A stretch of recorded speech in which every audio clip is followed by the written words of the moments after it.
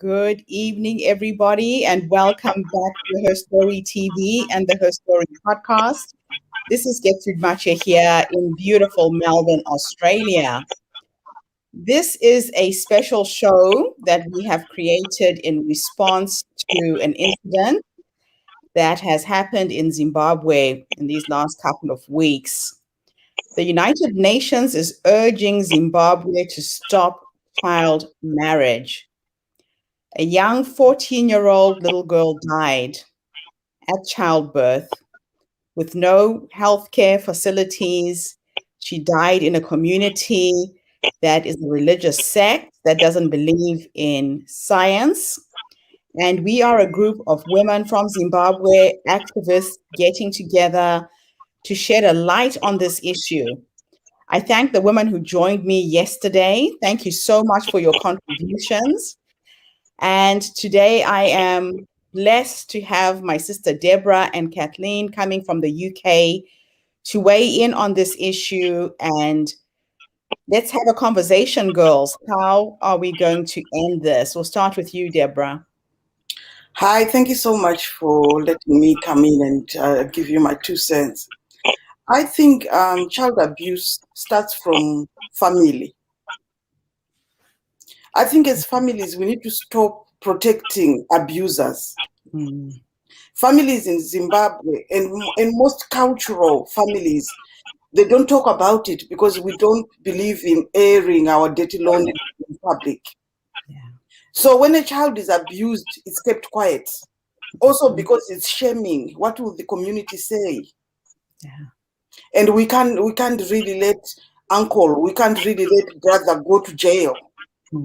So we protect the abuser and tell the child not to talk. So we need to start with family, because even these cults, these churches, they penetrate through family. Yeah. And they use fear. God said spiritual stuff. It's a real tragedy. And, we all grew up in Zimbabwe. We all know this particular religious sect. But this is not just happening in Zimbabwe. No. This is a problem right throughout Africa. A third of the 54 countries in Africa have got discriminatory laws that are related to marriage, meaning that a girl can be married off below the age of 18. And something has got to change. The change has to come from us. It has to come from the women from these countries stepping up and saying, what can we do? How can we help? Kathleen, what is your take on this really sad and tragic story? Thank you, Gertrude, for having me today. The girl child is a passion for me. I've seen this going through for a long time. Yes. And at my age, I was once in that church when we were young, and I know what goes on there. But my father pulled us out of the church just when I reached the age of, I think about the age of 10 or 12. So as far as I can tell, the girl child has been at the receiving end almost in many countries in Africa. And in particular, if I talk of Zimbabwe, the girl child is so marginalized that she has got no right. She cannot function. She has got no choice. Because if you can imagine a girl child of 9 years being given away as a bride, that child has got no choice to choose. And she has no idea of what is happening to her. But these are people who have perpetrated this kind of culture since, I don't know when Johann Mombeshwara started. It's a long time. And this thing has gone on and gone on, and actually the whole Africa, this church is there. And in each country, if you try to visit to any of the countries now where this church is, you will see the suffering of the girl child. And despite this church only, it also emanates with our man that they don't respect the girl child. The girl child has got no right. She cannot say anything. She's got no voice at all. It's the man who has to make a choice for her. It's the man who has got to tell her how to behave. It's the man who has got to tell her where to go. So in many times, the girl child is very, it's got limited choices. So far, it's all being done on the girl child. The challenging thing, though, is the mothers, the grandmothers of these girls are also victims. They are the little girls themselves. This was done to them. Yeah. A lot of times people don't have a choice. Women do not have a choice to get out of these situations. You're married because you need to eat. Once you're married, you have to feed your kids. And so the cycle perpetuates. How do we break the cycle, Deborah? I think with most of it, it's deprogramming. When people come out of the cults, they are deprogrammed because it's so ingratiated in them that this is the way to go. And they believe it completely, to the point that if you talk to a woman who believes it, she will think you are the wrong one, because they believe it. It's in them. That's what they know. It's passed down from grandfather, grandmother, and this is their life. A child, a girl is born, they grow up, all they're good to go is get married. So as soon as that girl is born, they're looking for husband. Like you say, some just to eat, you know, they are better farmers. They marry off the child there. They've got a bit of money. They made off the child. All the spirit is saved. So these people believe it so much. They need to be deprogrammed to know that there is another way. And it's illegal to get these kids married. They don't know. They are only babies. Yeah, I had a friend who chimed in yesterday. I don't know, Sandra, if you are online on Facebook watching us today. Sandra says she's working in Sierra Leone. She's working with Doctors Without Borders. And one of their objectives is to fight maternal mortality. And the law does prosecute sexual activity below the age of 18. However, once someone is married, it's acceptable. So the institution of marriage is a barrier for these young girls who are married off early. And the burden and the impact of maternal morbidity for young girls under the age of 18 is being researched right now. And this is a global problem. It's not just in Zimbabwe. It's happening in other cultures where young girls are married off early. You know, I interviewed a young woman in Palestine the other day, and she shined a light on a story of a, again, 13-year-old little girl who refused to get married. And her male relatives came to her home, dragged her out of that house, took turns to beat her up until she died. And this was captured on video. It's been trending all over the world. Why are these things still happening? What can we do? It's a religion, it's culture. This is how they rule. The way things are done and the way God wants us to do things.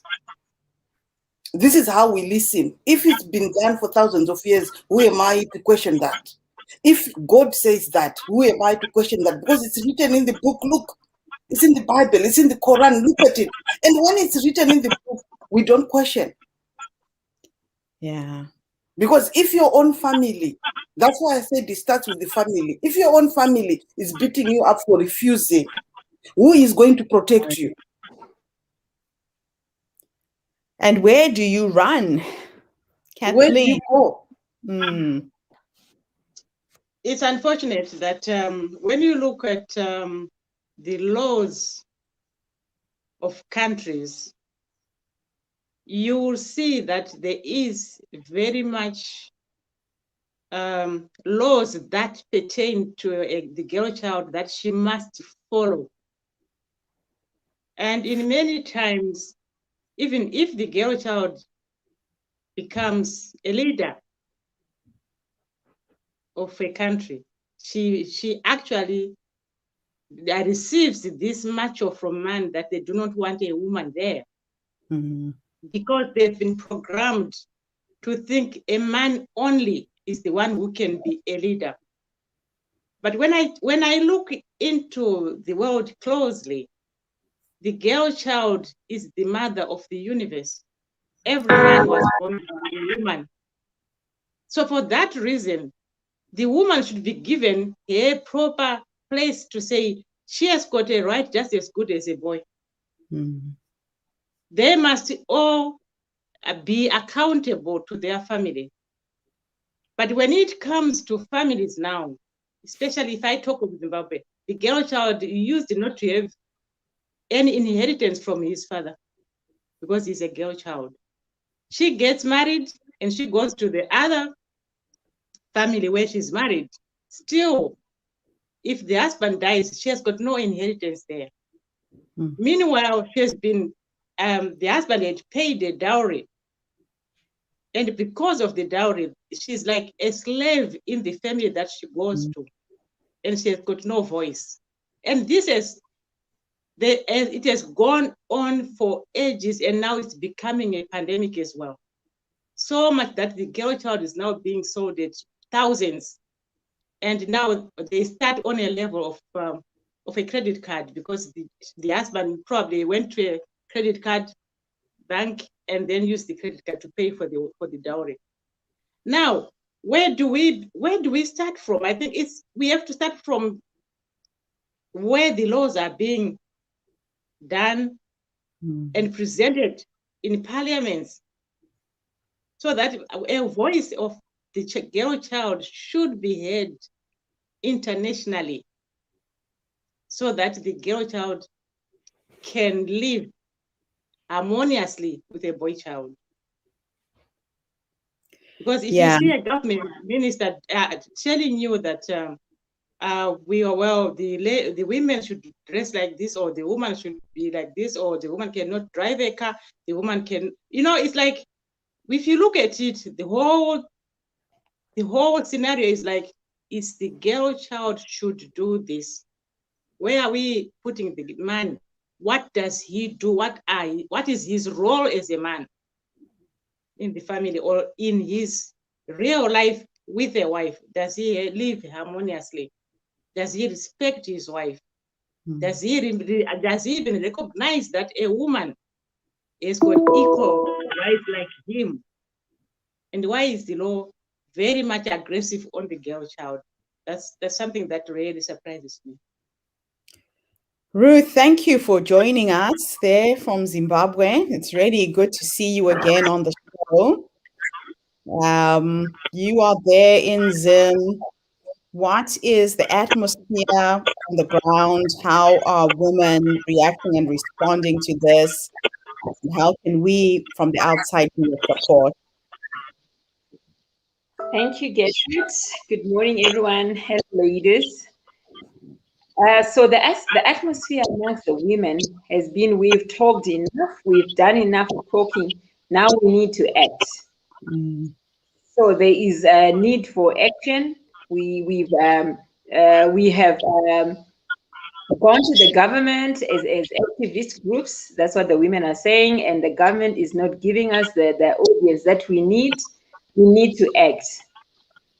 So there is, the different groups have been organizing audiences with the different policymakers, with the different legislators, as well as some UN agencies. As I said yesterday, they are approaching the government and putting pressure on the Zimbabwean government to put this law into place, to end the child marriages and just let the girl child have a life, grow into adulthood, make their own choices, get education, and then make the choice whether they want to be married or not.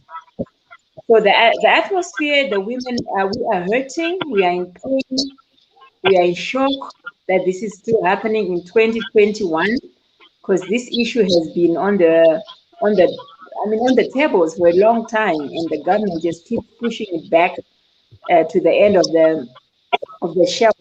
So we are saying as women, something must be done. We can't just keep looking at the situation and moving on with our lives as if everything is all right. So there's pain.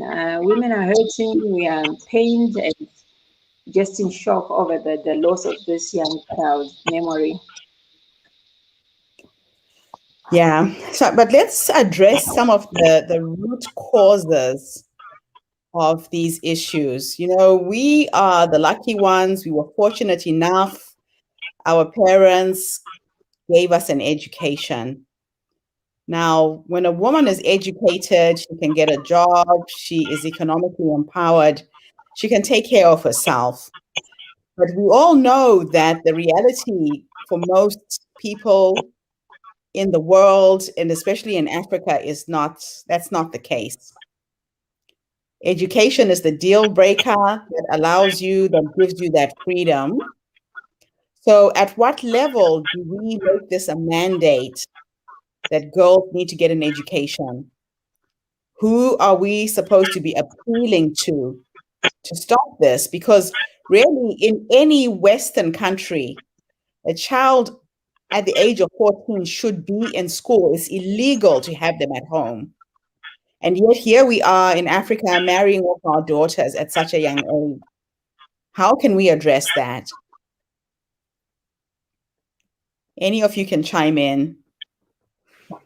I think it needs to start from the top.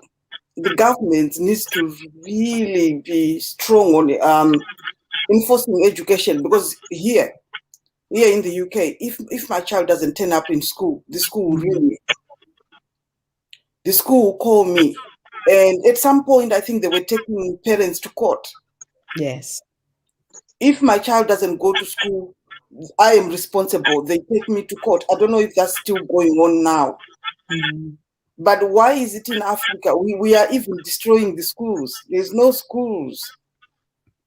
And nobody seems to really, the government, I mean, they don't seem to really put a lot of emphasis on schools, building schools and encouraging children to go to school.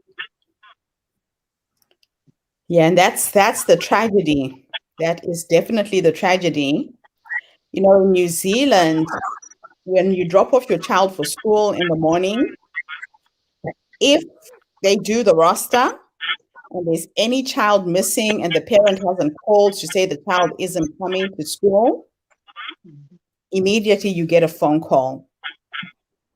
Yet in developing countries, nobody cares, nobody's paying attention. Our Ministry of Education is letting us down in a very, very big way. Education is a human right.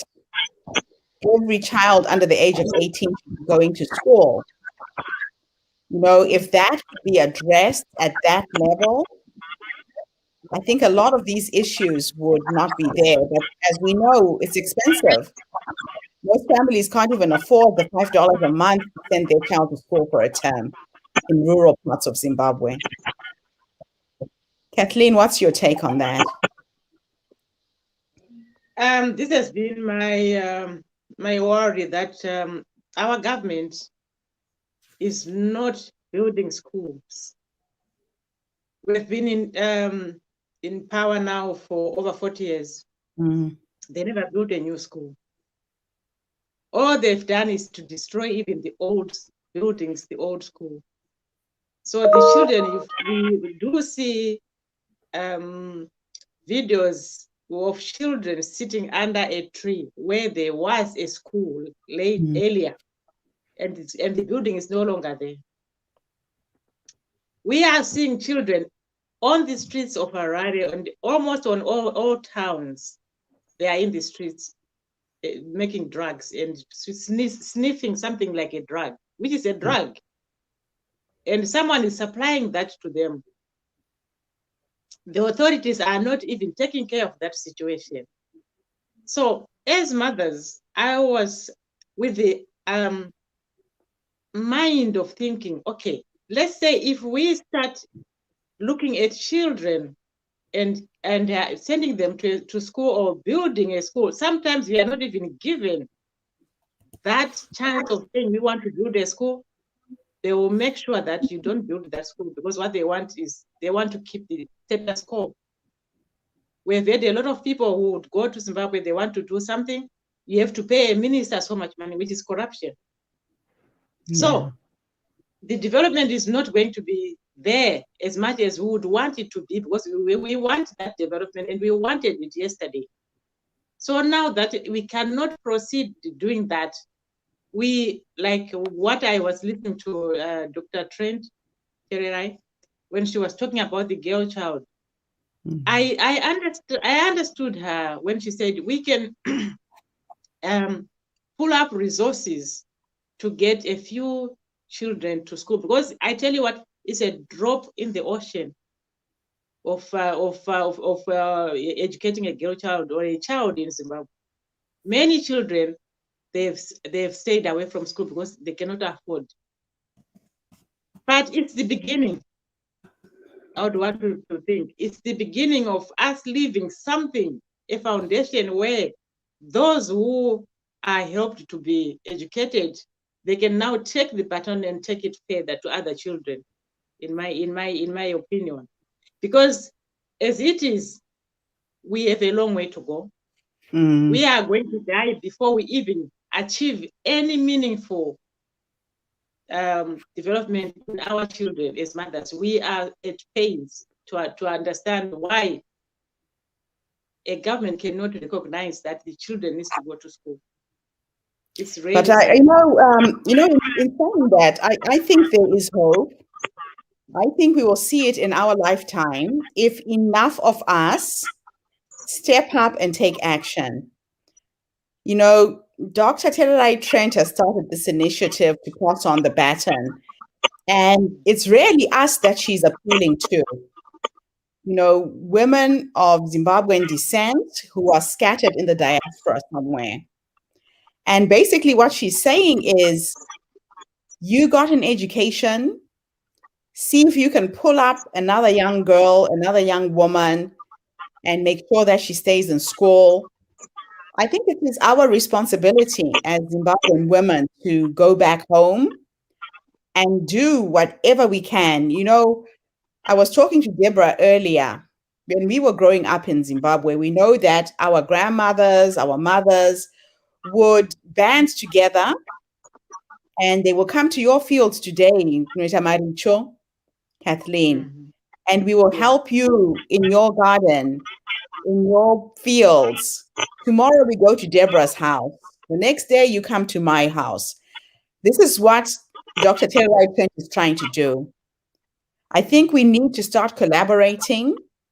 We need to start banding together because, some of you know, I've had a project in Zimbabwe for the last 21 years, never got any real support from other Zimbabwean women except for Ruth. As you know, Ruth has been by my side all these years.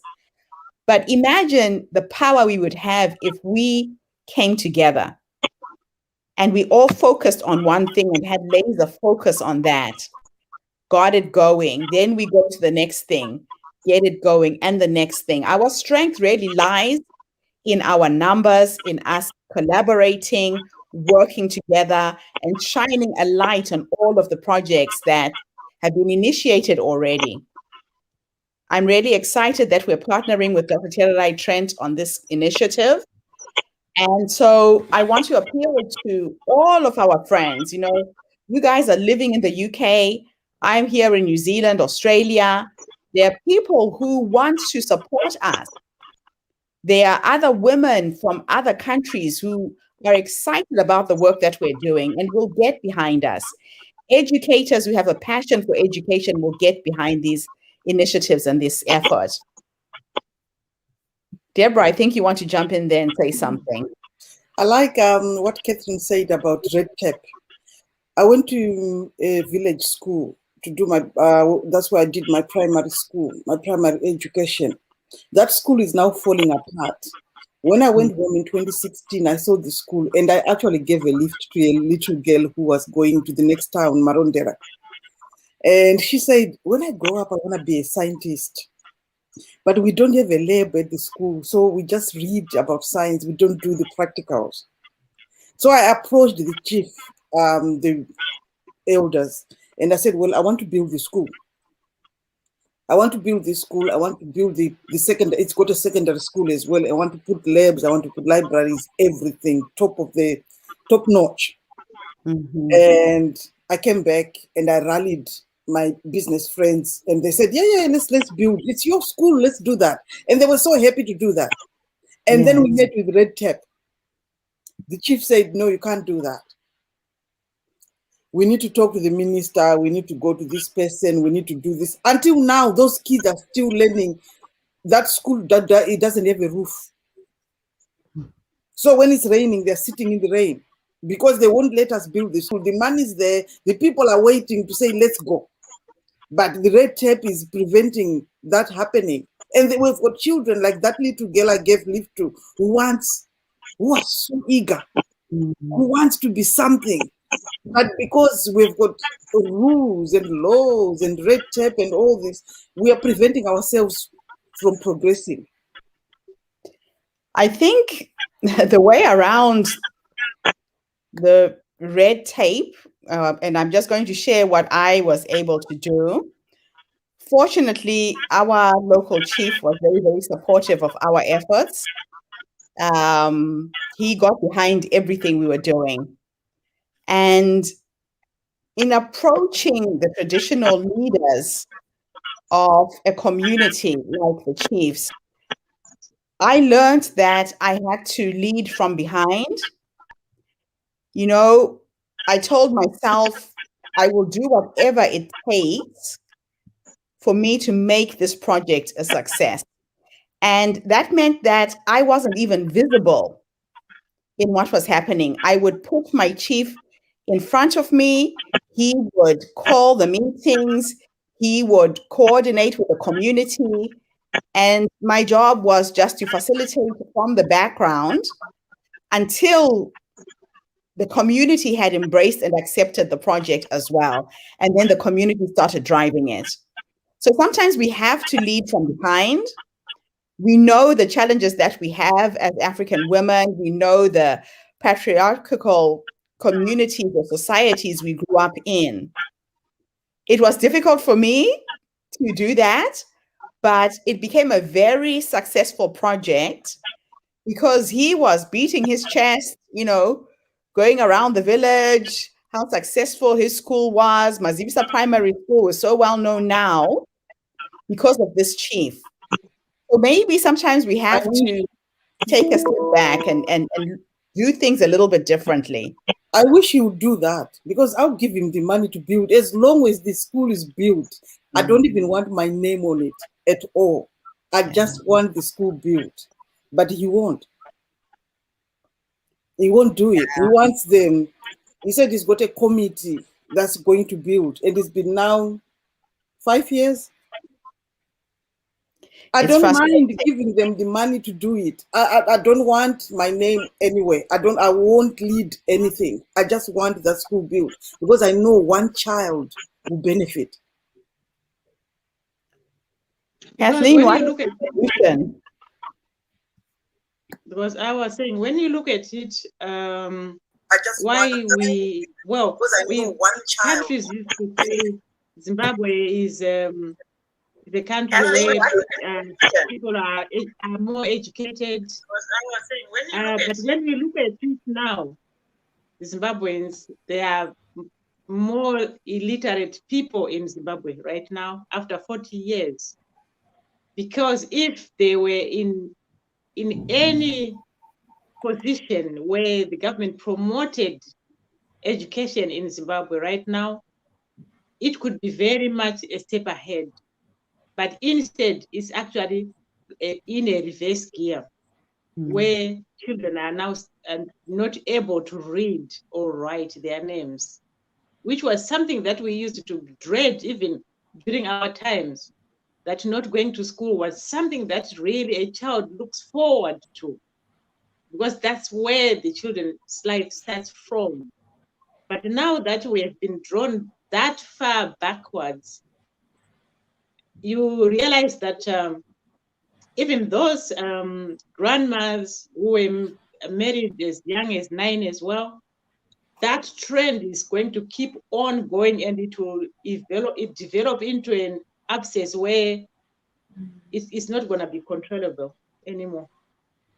So as mothers, I think if we put those resources to make sure that there are 10 children, one child has been educated enough to carry on that flame and give it to the next child, we will be starting a journey where people are going to have choices, or children can have choices at the end of the day. But it has to start somewhere. Mabel, welcome to the show. We are weighing in on a story about a young Zimbabwean girl, 14 years old, who died at childbirth. I think I sent you a bit of the backstory a little earlier.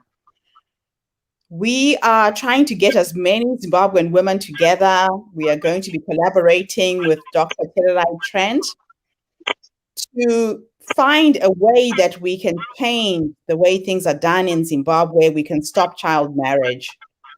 What is your take on this? Can you weigh in on the conversation? Yeah, absolutely. Sorry, I had a little problem getting in, but thanks, Gertrude. That story really pains me. Introduce yourself first, Mabel. Tell us where you are. Yeah, so I'm Mabel Munyimani. I'm based in Melbourne, Australia, but at the moment I'm in Ghana. I'm with my boys. They're playing a couple of ITFs, that's international tournaments. So we've been here 3 weeks. I've got another week to go before we go back to Melbourne. So just a brief history. I'm a parent coach. I help parents just focus on their children's strengths and amplify that and help them create a different path based on what they're good at, because I believe that's where the potential is, and that's where the success of a child's future is, if you focus on their strengths. So that's what I do with parents. So now going back into the story, it sort of pains me because what I do is I look at children and see all their potential and see the future of where they can possibly go.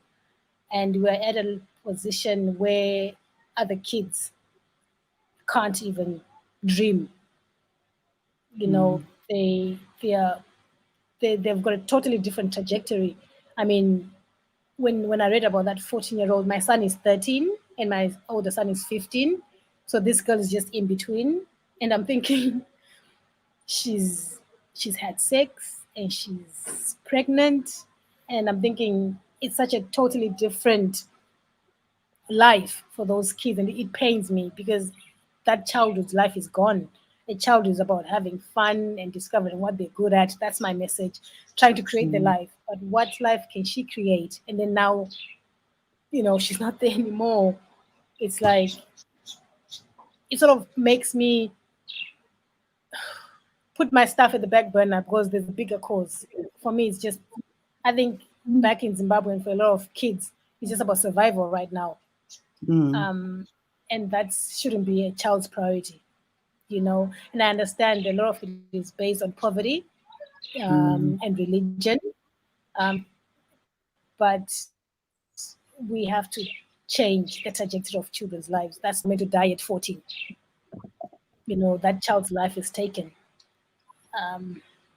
So it just saddens me. And to be in a group of people who are trying to make things work, change the trajectory of children's life, I'm definitely in, because we have to have action for things to happen. No, just look at a page and go, oh, that's sad, and put it down. And I think that's a lot of what people do.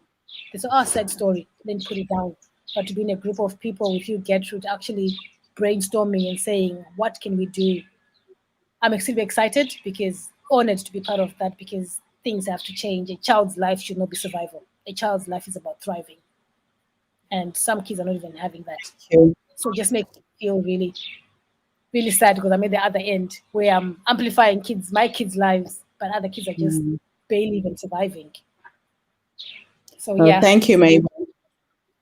Thank you so much. We've been joined by Tashini, our beautiful sister here in Melbourne. Thank you so much for coming online, Tashini. You know that I always rope you in when I'm discussing women's issues.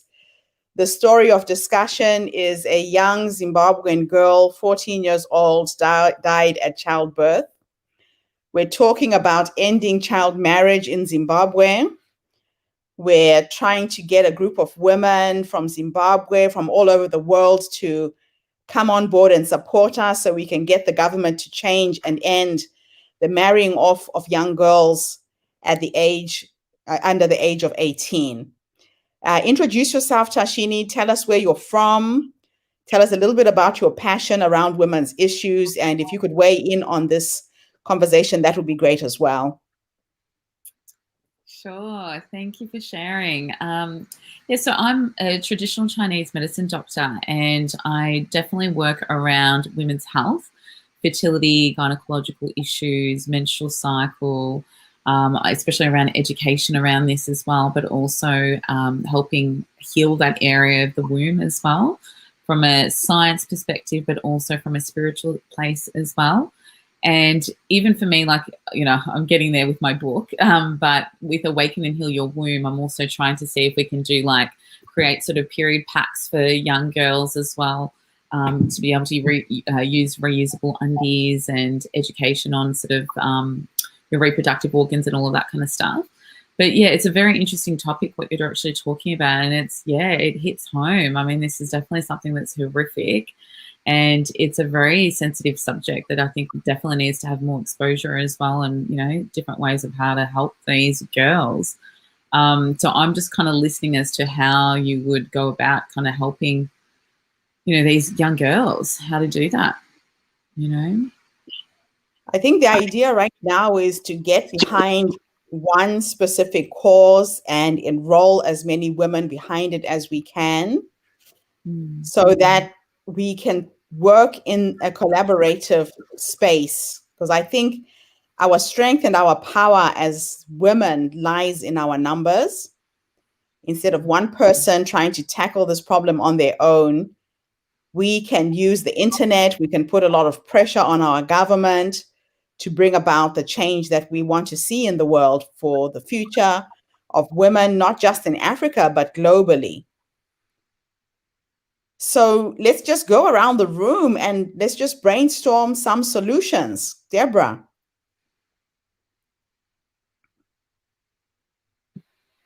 Sorry, I was muted for a minute. But I think when it comes to tackling these laws, we have to deal with culture and we have to deal with religion. That means going against everything we know. That means we are going to get a lot of defense. They're going to fight to keep that position, because at the moment the leaders are in a very good position. Men are in a very good position. The Bible says men lead, women follow. Culture says men lead, women follow. So we are now going to tackle the very foundation of us as human people, as human beings, because we are saying, no, if you're going to lead, then protect us. If you're going to lead, you have to lead protecting us. You can't lead and throw us to the wolves, because at the moment, women are thrown to the wolves. In the job culture, women get paid less. In the house, women do 99%. And now our children are getting married at 9 years old. Do I have a say as a mother? Or because the culture and the religion is so much in my head, I'm saying yes.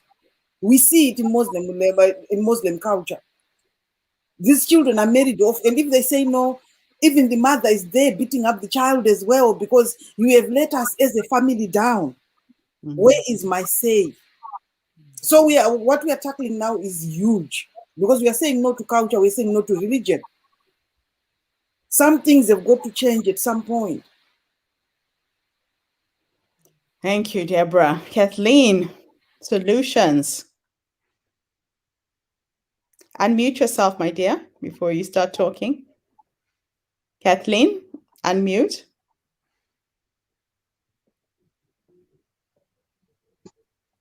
Yeah, there we go. I'm okay now. Okay. Yeah. Solutions.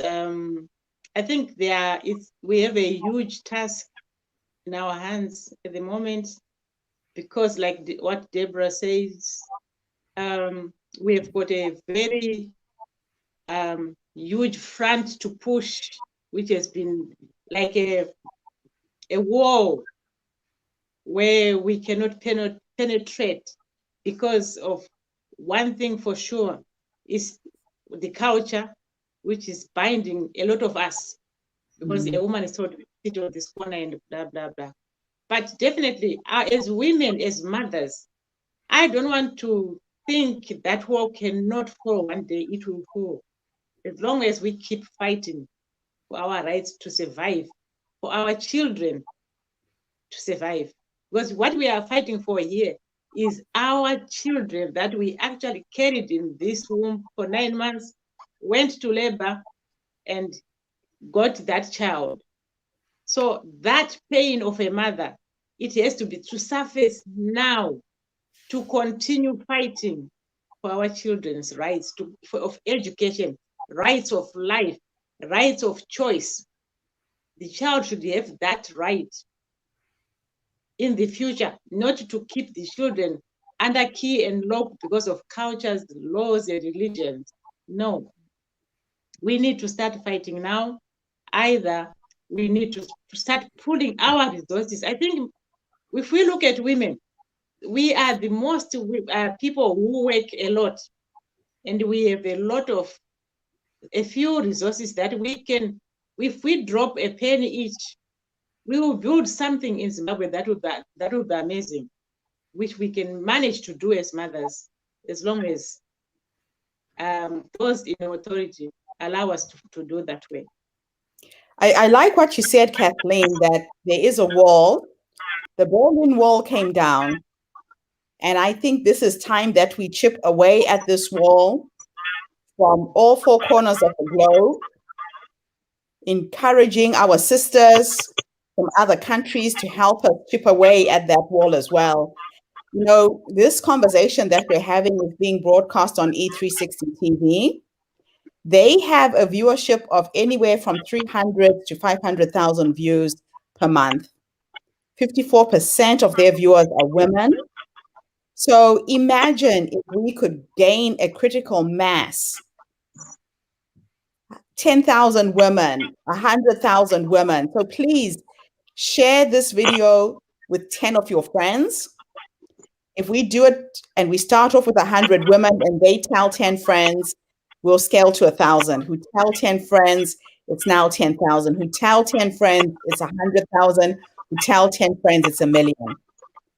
So I am appealing to anybody who's listening to this show. Add 10 of your friends to our YouTube channel so they can keep getting fed the information and understand the movement that we have started here. Help us scale.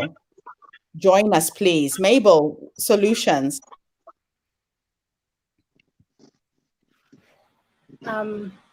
I think one of the ways we can tackle it, I think you mentioned it, Gertrude, is to how do we get in to this, how do we actually get in as a solution? And I know we've spoken about the war, we've spoken about the limitations, the religion, and the culture. But part of it, I think it's by role modeling. If we're able to get in and offer something different, people are going to be looking and saying, oh, what's that? What's happening? What's going to be part of it? So, I mean, I think, Deborah, maybe I got the end part of it where you're talking about the school. Part of my life mission is to build a school, a strength-based school, and not for the elite. I want it for the kids. Well, part of it, I think one of the problems with Zimbabwe is the poverty. You know, a lot of parents have no other option.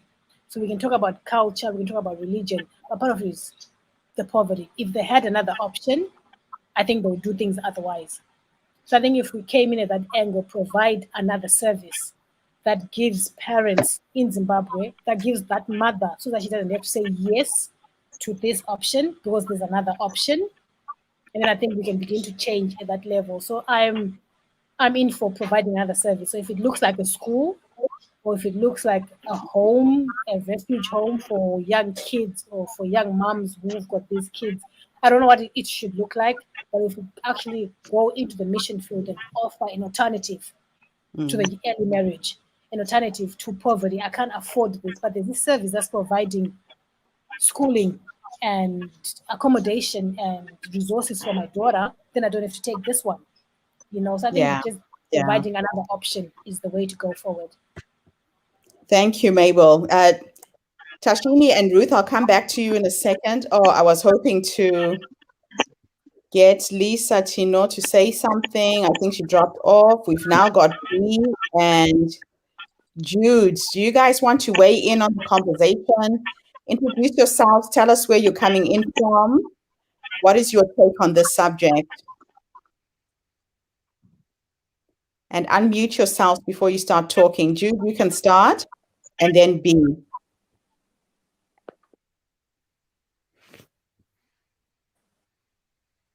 I can see them there. I'm not sure if they can hear us. Jude and Bee.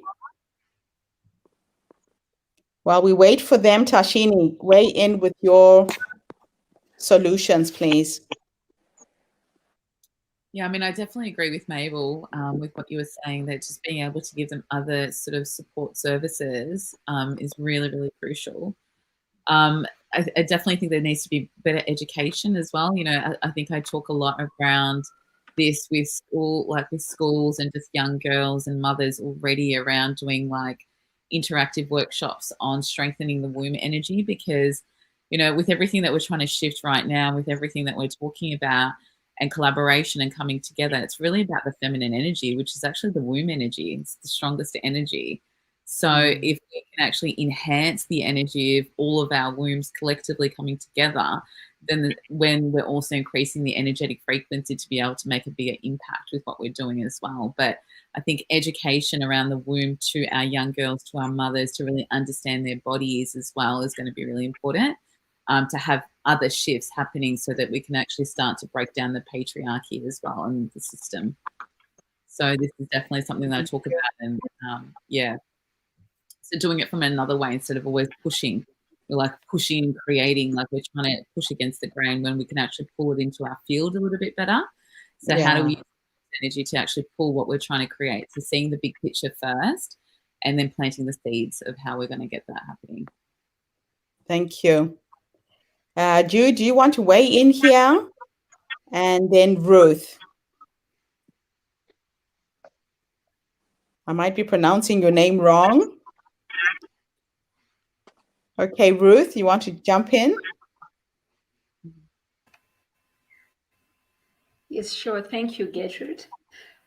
I think the idea of creating smaller schools or home schools, because I remember when we were growing up, we used to have grannies or aunts in the location or in the suburbs who would have these small creches or these small nursery schools where children would be sent, and they will be cheaper, definitely.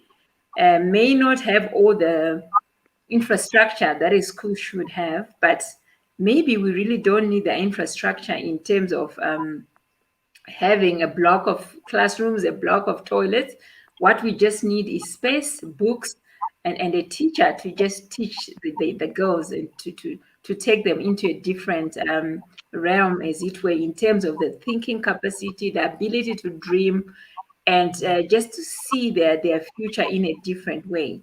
I know that the government has policies and regulations on established schools, so maybe that also will need to change, because I'm thinking if I can get 15 young girls and just teach them the basics on education up to wherever I am able to, and just give them the ability to dream, and somebody else is doing it, like a wildfire ripple effect, and have that going on in the different areas, and just educate the girl child, educate the young child. So you're talking about an alternative form of education where we're not relying on physical government structures like a building, like a school. Yes. You're having to jump the red tape, like Deborah has been struggling to build a school. I like that. I really like that. Mao Zedong took over the Chinese government using tactics like this. When the enemy attacks, we retreat. We have to find alternative ways to get education through to our girls because we can't rely on our government to do it. That excites me, Ruth. So we need to talk and further that conversation as well. So right now, I really want to bring an awareness to the work of Dr. Sedlmaier-Ouattara Trent. She is a dynamic Zimbabwean woman living in New York who is trying. I mean, she built a school with the help of Oprah. They built a school in Zimbabwe worth 1.5 million. She's now on a mission to raise funds to get these girls into university.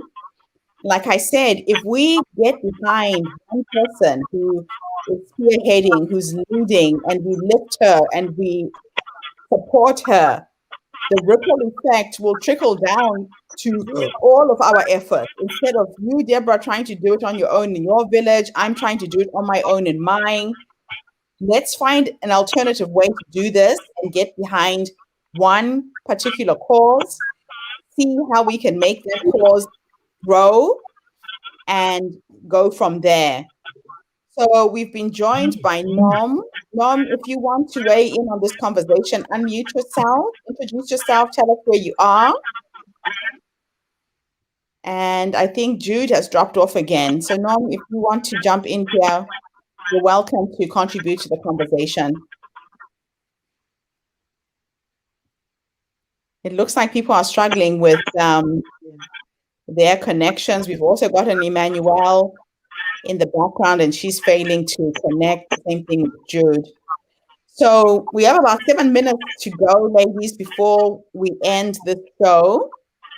I will just play again the video of Dr. Sedlmaier-Ouattara Trent, the vision and the mission that she has for schools for young women from Zimbabwe. Let's see how we can get behind her. Let's see how we can support her efforts and amplify them through our connections as well. So I will play this video and then we will have a few parting words in a minute.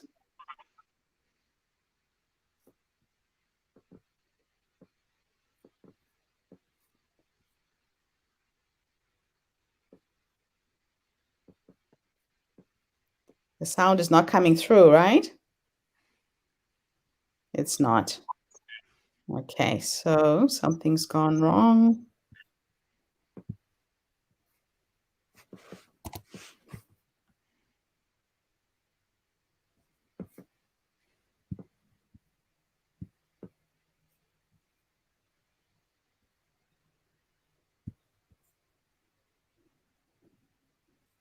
Sorry about that. We will get it to work in a second. We did succeed yesterday in playing the video. I'll try again. Can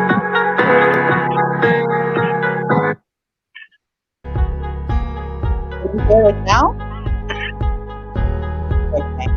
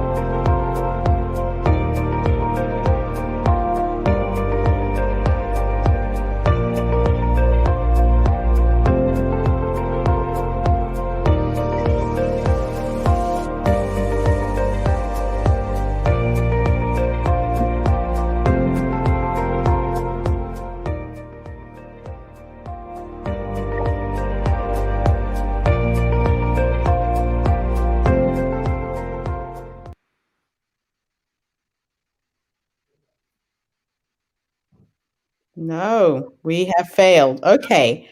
So I will get her to send me the original video so that we can share it every single time. Emma, thank you for being on the call. It would be great for you to let us know where you're from. If you can't unmute, add yourself to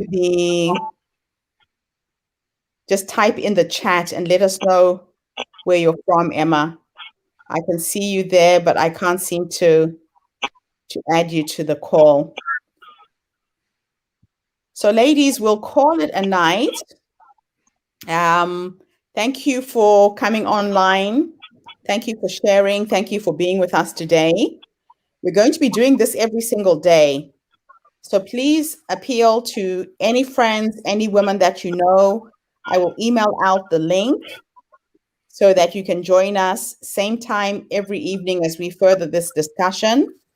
If you would like to contribute to the Dr. Tererai Trent's The Baton campaign, I will put her website link at the top of this video on Facebook. Go in there, donate as much as you can, get friends, get colleagues to do the same. Let's help raise funds and really show the power of collaboration. I think if we do it together, we can create some amazing miracles for our girls in Zimbabwe. This is the time, this is our time for us to make a difference. And I'm really excited that I've managed to reconnect with all of you to help us make this a reality. So thank you for coming on board. Ruth, do you have any parting thoughts? You might want to introduce the people who came, Ruth. They're struggling to say who they are and where they're coming in from. Oh, okay. I see Jude is saying that she's having technical issues. Yes. From the chat. So thank you, Gertrude. Thank you for this platform. And thank you to Dr. Trent as well for this initiative. I really believe that as women, we are that force that can move that wall, that can break that wall, as Kathleen said. We really have the feminine energy, as Tasha alluded to, and it is the most powerful force and the most powerful energy ever. And we really can do this for the future generations. There must definitely be a change. So my parting words is inviting women from all over. I know that some people couldn't get on this, so I'll keep sending out the link.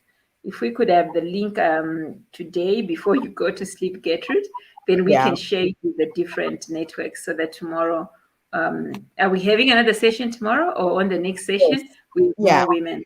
Let's continue every single day for an hour. Let's get as many women to come on board, to support, to participate as possible. Thank you. Thank you, everybody. I see Tatenda just managed to join us. Tatenda, we will get you to join us again tomorrow. We'll have another show at the same time. So I will send out the link to Ruth now, and she'll share it with all of you. Please join us tomorrow. Just tell us where you're from, Tatenda. Thank you so much. I'm sorry for joining in late. I'm from Harare, Zimbabwe. Wonderful. Thank you for coming. So we're going to be having this show every single day. What time was this in Zimbabwe, Ruth? This is 11:45 in the morning. So we started at 10. Am I correct, Ruth? You're muted, Ruth. 10:30. 10:30 okay, so a.m. 10:30 in Zimbabwe. Kathleen, what time is it in the UK? It's 9:30 a.m. 9:30. And Tashini will be back at 6:30 Melbourne time for people in Australia. So please add your friends. I'll send you all the link. Let's grow this group and use the hashtags. share the website link for Dr. Tilerai Trent's campaign. Let's raise the funds that she's trying to aim for. Shelter, where are you based? Just introduce yourself quickly before we end.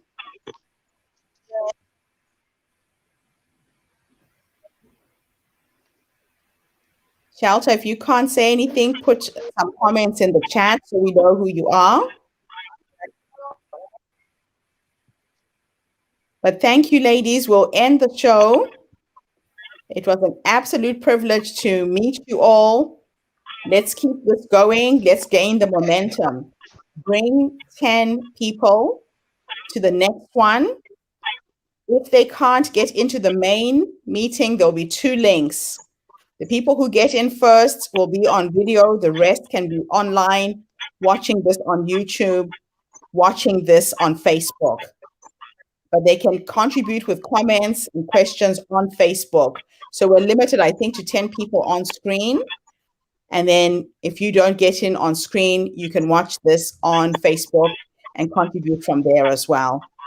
Thank you so much, everybody. Have a fantastic evening. You make me proud to show up and be here representing women from all over the world, in particular women from Zimbabwe. I thank you for that. Thank you so much, Tashini. Take care, everybody. Bye for now. Thank you.